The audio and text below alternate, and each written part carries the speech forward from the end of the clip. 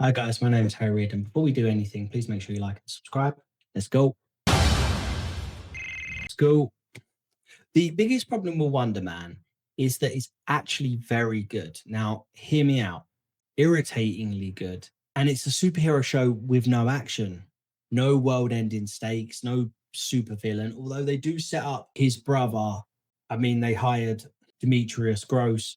If you've seen Banshee, that dude is a menace. And he's built like a Boeing 747. So, I mean, they've set these elements up, especially with their conflict. But like I said, it's really good. It's a superhero show with no action, no world-ending stakes, no heroes, no supervillains. And that's why the show is currently backed into a creative corner. Now, if you spent any time in the comment section about anything Wonder Man recently, then you would have seen the phrase, "You just don't get it." We do, but hear me out. The Wonder Man, firstly, like I said, this series is stellar. The relationship between Simon Williams, played incredibly by Yahya Abdul-Mateen II, and Ben Kingsley coming back. Well, the process can go blow a spider. And Ben Kingsley, that man is great in anything, let's be honest. But it's their chemistry that takes them through as he starts from the beginning of the series to a struggling actor to getting the opportunity for the role of a lifetime. And their relationship as they go through the process, you get a lot of this sort of background and commentary on Hollywood, on what it's like to be an actor and that culture and sort of the good and bad areas around it, even from all directors who make them do weird things, how incredibly uncomfortable casting is, but also the stakes within that world. On the backdrop of Doorman episode, which is incredible, but telling you why being a superhero or metahuman or in this world is now a problem.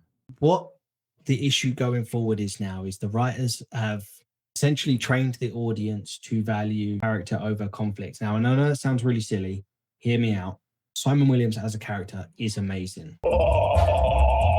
This series is amazing. The dialogue, the acting, I've said all of that. And the series finishes with one punch in an alley being thrown and a little bit of flying, and then that's it.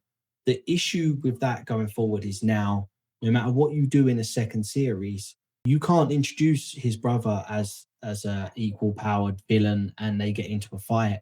There can be no action from them because now you're going to alienate the original audience who love the series as it is. And there's nothing wrong with that. The series as it is incredible. But you introduce, as an example, Demetrius Gross. Now you find out that he's always had powers as well. They they get into a conflict, they start fighting. The audience that loved the first series so much is going to check out because they're going to say that the writers sold out to the Marvel machine. In the comics, Simon Williams, the West Coast Avengers, that's his home. That's where he goes. So my worry is now introducing him into the West Coast Avengers. Again, what you're going to do is alienate that group of purists that love the first season so much for what it is. Now, I'm not saying that both can't work and can't happen. I think they can. I really do think they can. I think there's a way of doing Wonder Man Series 2 in keeping with the same tone, but allowing Wonder Man to be Wonder Man, and then in separate projects, joining the West Coast Avengers, creating the West Coast Avengers, fighting bad guys, being a hero, and then going back to his own projects. And I think the first real test of that, genuinely, is going to be seeing how Deadpool operates in Doomsday. There's no real confirmation that he is, but come on. And that's the Wonder Man issue. This shows such a successful subversion of the superhero genre that it has nowhere to go now apart from away from the genre. If they keep it this grounded forever, it could become a repetitive loop of Hollywood ego tripping. But if they introduce real villains, CGI fights, they alienate the very core that fan base that made the show a hit in the first place.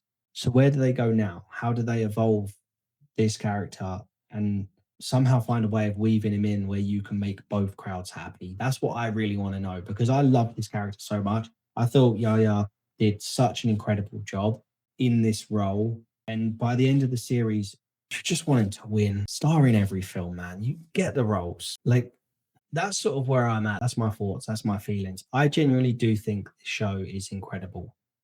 I just want to see them be able to I just know going forward it's going to be an incredibly difficult job to weave him in and out of the MCU without alienating one group or another. And that's my worry. Thank you so much for watching. I really hope you enjoyed it. I can't wait to the next one. Thanks, guys. Take care.